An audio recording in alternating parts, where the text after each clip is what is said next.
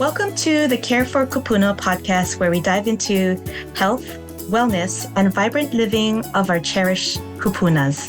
We are thrilled to take you on a journey exploring everything from health and wellness tips, deeply rooted in the spirit of Hawaii, to navigating the intricacies of retirement, preserving our rich culture heritage, and fostering vibrant communities for our elders. Whether you're a kupuna yourself, a family member, a dedicated caregiver, or simply someone passionate about supporting and uplifting our elders, this podcast is for you. Each episode is crafted with love and the intention to inspire, inform, and celebrate the golden years. So sit back, relax, and join us on this meaningful journey as we care for our kupuna.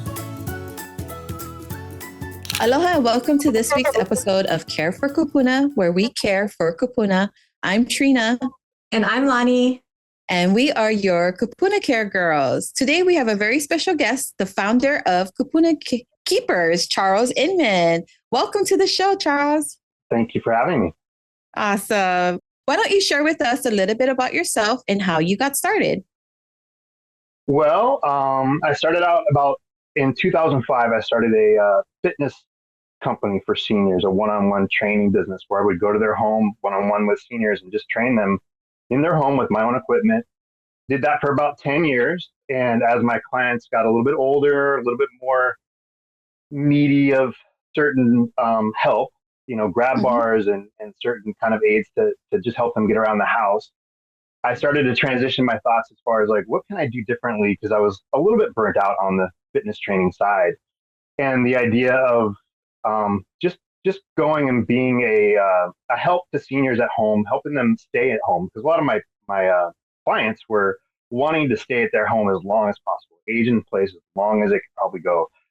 So I just got the idea of just coming alongside them in a different kind of a way. I'd show up and I would be more of a watching over their home and make sure it's safe, make sure that the floors are clean and clear of clutter, make sure that there's adequate lighting, make sure that they're eating good food in their fridge and nothing expired, make sure that they have everything they need and just give them a little bit more comfort instead of being more driven towards the fitness side. So that's how it kind of progressed in Hawaii, was going from fitness to safety.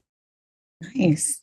Wow. Yeah. Provide some of the services you want to highlight so people out there who are listening know what specific services you have or listed on your website.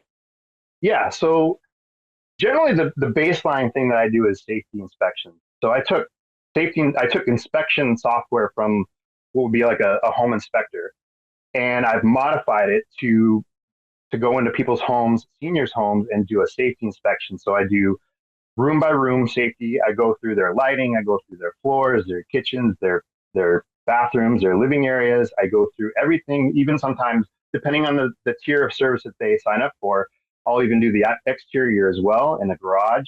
But I basically go through and put a beautiful inspection report together, and that will either get left with the senior, or a lot of times it's their family that provides this service for their senior. So that gets emailed to them. It's a beautiful report that they can look at and see how the house has changed and I tell them modifications that I've made. And then as I go back over and over, I keep updating them with we changed this and this was a little bit more cluttered, so we fixed that. I fixed whatever it is, I make sure that they know that. So that's the baseline service, is the safety side. And then the other side is the concierge service, where after the safety part is done, it's basically customized to whatever they need and whatever they want. So I'll go in there, and depending on the tier of service, if they want to work on projects at home, if there's packaging they're having trouble with, if there's organizing they have trouble with, they want to downsize a little bit. Maybe they want to go to Whole Foods and just shop for an hour. I'll take them to Whole Foods and go shopping. We'll go to a movie. We'll go, whatever it is that they want to do. It's highly customizable to what they want. Oh, that's awesome. That's nice. Yeah. So I know you touched a little bit on the security home safety. That's very interesting. And I feel like it's very unique. What specific things goes into securing a home or safety proofing a home for a kupuna? So I go room by room, and basically I'll check doors and windows, make sure everything works correctly. Locks are locked correctly. Windows are shut tight. Make sure that they have basically it's trying to minimize risk and prevent falls, things of that nature, making sure like if they have transitions between rooms, make sure that they're not egregious, make sure that they have a clean and clear passage through doorways, through their kitchen, make sure, and that changes from week to week. So going back on a regular basis, you can make sure that those things are clean and clear, even in like the bathroom, make sure and ask some questions like, are you struggling here? Is this becoming a problem? Do we need to make some changes here? How's the toilet seat height? How's the bathroom, the tub? Is it too slick for you? Are you having troubles getting in and out? And a lot of that is a big deal. Sometimes when you have an emergency, say you're 80 years old and you're laying in bed and you smell smoke. That's, for a lot of us, that could be panic time, and for younger people, you can hop out of bed and run. But for an 80-year-old, if you don't know, if there's no plan, if there's nothing in place for you, it can be a panic situation and you may not be able to even move. So what I do is I verse them on fire. Fire prevention for the first part, and then I do drills. We do drills. We do two-way evacuation routes out of their home, and we work on that every time I show up. We role play like we're having a fire, and you smell smoke, and it's in the middle of the night, and they know exactly what to do. They're coached through it, and it's repeated every time I go over there, so they know how to get out of their house. And I go there and I also check their smoke detectors, make sure that their batteries are fresh, make sure that they work, make sure that they can hear them, make sure they're in the right places. And then also it's pretty crucial in like the kitchen. So they'll get a fire extinguisher, but I make sure it's available and they can reach it. I make sure that they know how to use it. They know how to, pull the pin and squeeze the trigger and where to aim and all of that. So, and they get versed on that. They go out in the backyard and they'll learn how to use it. They won't just be told, and that gets drilled into them. So it's kind of like when we were kids and we went to school and we did the fire drills. Yeah. I walked out. We did that, we do that, I don't know, every month or so. We do fire drills. Same thing with seniors, just because the day it does happen, God forbid, they do smell smoke, they'll have that rehearsed in their brain, and hopefully they'll go to their training and they'll get out of their house safely. And I think that's very important because there's been a lot of like house fires, buildings going on fire, and a lot of people, they're not drilled and rehearsed in that way. I know what to do, and they panic. Right. It's very sad. We hear about it way too much. It's their house. A lot of the homes here are just not senior proof. They're not made for seniors, and so seniors tend to adapt into what they're living in, and oftentimes it's just not adequate for them. So if they get drilled into them, like, this is what you do when you smell smoke, and if that way's blocked, you're going to go this way, and when you get out of your house, this is where you're going, and this is who you're going to call. And a lot of times we can connect with neighbors and say, hey, so-and-so is here. We've got an evacuation route. We'd love to have your home as a contact point or something. And so you get help from the neighbors as well. It's very powerful. I'm sure a lot of people out there could need your service out there, and not only the seniors, but also their family members. Is there a story you want to share, or a testimonial you want to highlight from, helping the seniors? Yeah, I do a lot. I live in a building in town, and we have a lot of people that come here that are on vacation. And a lot of them are seniors from Canada or mainland or wherever. And I get a lot of calls almost weekly where something doesn't work or something is not right. And I'm not directly responsible for them, but I have people that call me because they know I'll take care of them. And that's kind of where my heart is. I love to do it. I'll jump and go at any time.